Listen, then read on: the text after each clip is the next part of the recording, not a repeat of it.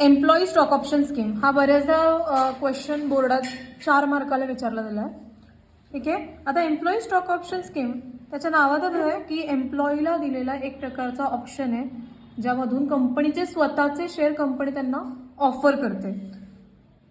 आता लिहिताना क्वेश्चन कसं लिहायचं, under this scheme the permanent employees, बघा the most important thing is permanent employees and director or officers of the company are offered to the benefit or right to purchase the equity shares. आणि कोणत्या प्रकारचे share issue करतात त्यांना, types of equity shares to the permanent employees of the company at a future date and predetermined prices. Predetermined prices म्हणजे काय, the actual प्राइसपेक्षा ज्या कमी प्राइजेसमध्ये असतात त्याला प्रीडिटरमाइंड प्राइजेस म्हणू शकतो.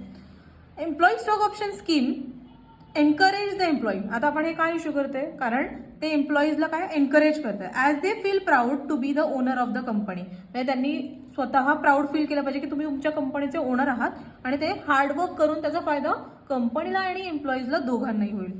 Following are the provision related to the employee stock option scheme. आता काही प्रोव्हिजन्स दिलेले आहेत.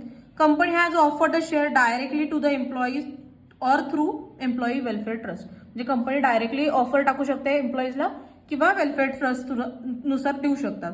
The shares are offered at price lesser than the market price. मार्केटमध्ये जी काही किंमत असेल त्याच्यापेक्षा कमी किमतीत ते त्यांना ऑफर करतात. There is a minimum wasting period is 1 year. म्हणजे तुम्ही 1 वर्ष त्याच्यावरती विचार करू शकता, दॅट इज वेस्टिंग पिरियड. आणि लॉक इन पिरियड म्हणजे तुम्ही त्या 1 वर्षामध्ये, म्हणजे आता लॉक इन पिरियड सुद्धा 1 yearच आहे, त्या 1 वर्षामध्ये तुम्ही तो शेअर कोणालाही विकू शकत नाही. That is called as a lock in period.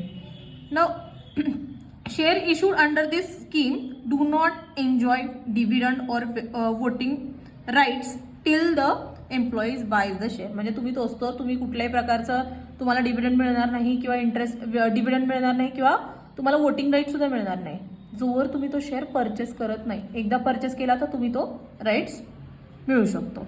Thank you.